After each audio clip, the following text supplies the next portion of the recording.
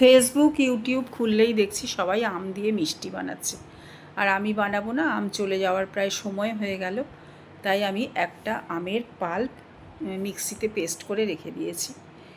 আর নিয়েছি 4টে এলাচকে ফাটিয়ে গুঁড়ো করে রেখে দিয়েছি, আর একটা নারকেল পুরো আমি কুড়িয়ে রেখে দিয়েছি, আর ছোট এক বাটি চিনিও আমি রেখে দিয়েছি। এখানে 150 গ্রামের মতন আমুল দুধ আমি গুলিয়ে সেটাকে আর একটু জাল করতে রেখে দিয়েছি। একটু ঘন ঘন হবে, তখন এর মধ্যে আমি চিনি দিয়ে আর একটু ফুটিয়ে নেব। এখানে ওই ছোট এক বাটি যে চিনি রেখেছি সেটা এখন এর মধ্যে আমি দিয়ে দেব।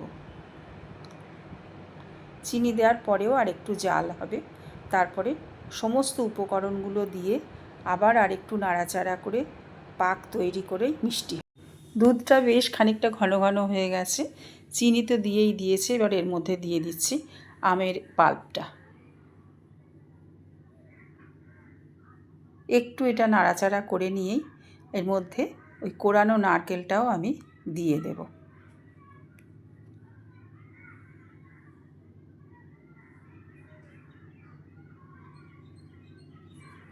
দিয়ে এবার আঁচ কমিয়ে সমানে এটাকে নাড়তে হবে, যেমন করে নাকি নারকেলের নাড়ু আমরা বানাই সেইভাবেই হবে, কিন্তু এটাতে একটু মোলায়েম হবে, যেহেতু দুধটা অনেকটা দেওয়া হয়েছে।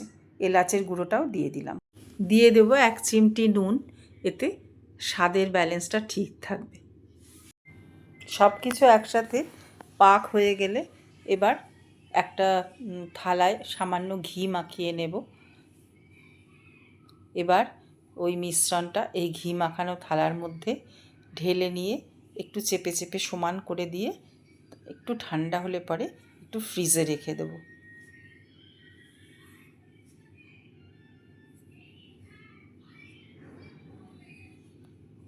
সমস্ত মিশ্রণটা ঢেলে নিচ্ছি, নিয়ে এবার এটাকে সমান করে নিতে হবে চেপে চেপে।